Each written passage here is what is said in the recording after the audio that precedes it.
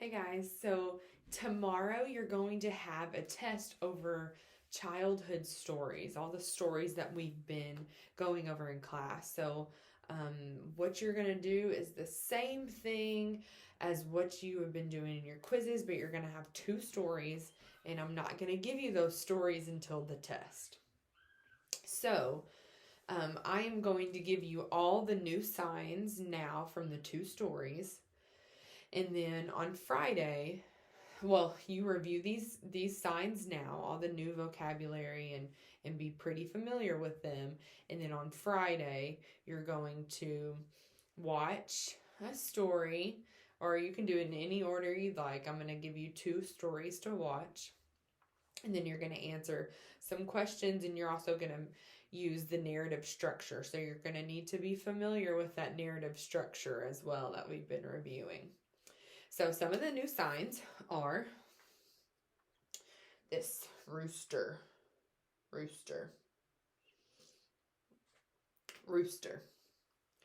Okay, so we have talked about but, but there is two different signs that you probably have recognized as being the same sign. So different and but are the same sign. So say different and but, same sign. So since these two signs are made similarly, really completely the same, to determine the meaning of the sign, you're definitely going to have to look at the context. So remember that when you see this, don't immediately think that it's but or different. Just look at the context and try and decide which word they are talking about. The next new sign that you're going to need to know is, sorry, my sleeves. Chicken pox. Chicken pox. There are a few different signs for chicken, but for this story, they use this as chicken. I know this is as bird as well. Chicken pox. You also need to know bedroom. Bedroom. Then you have bathe. It's really more bathe. I know that this is act. Bathe. Bathe. Then you have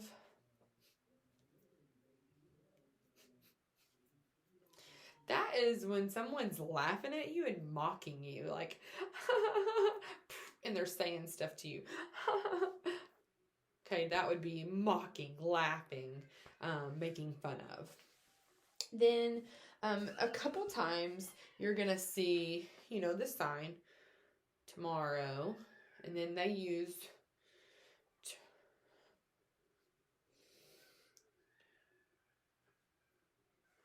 that sign a couple times, and really all they're saying is, instead of saying tomorrow, 2 days, 3 days, 4 days, they're really just saying a few days later. So tomorrow, a few days later. And then a transition sign that's also used is later on, and that's like this, later on. So another transition sign that you probably could figure out, but I just want to make sure that you understand, is this is what we're saying is in the past, but this is actually used as a long time ago, if it's used multiple times. Long time ago. And then also we have one day. One day. That's also used as a transition. One day. Looking over. Looking over. Like you're checking something. I'm looking over it. I'm looking for something. Looking over. You have ghost. Ghost. Then we have friendly, friendly, friendly, or yeah, friendly, friendly. And then we also have scared, scared, afraid. Then untidy, disorganized, messy. It's like whoosh, or sorry, you gotta twist your hands. So your hands are here and it's just like whoosh. You're not like you're throwing out the trash, but more of like a twist. Then like earlier we said bedroom, so know that this itself is bed. Bed. Curtains. Curtains. Curtains. Then this would be, how nice. Or how convenient. A transition, another transition sign would be one day when. So this is used sometimes as one day when, specifically in some of the stories that we are using in this test. Later on, another transition, later on. I've got an idea. Another transition. I've got an idea. I know that we use this as finish, and that's right.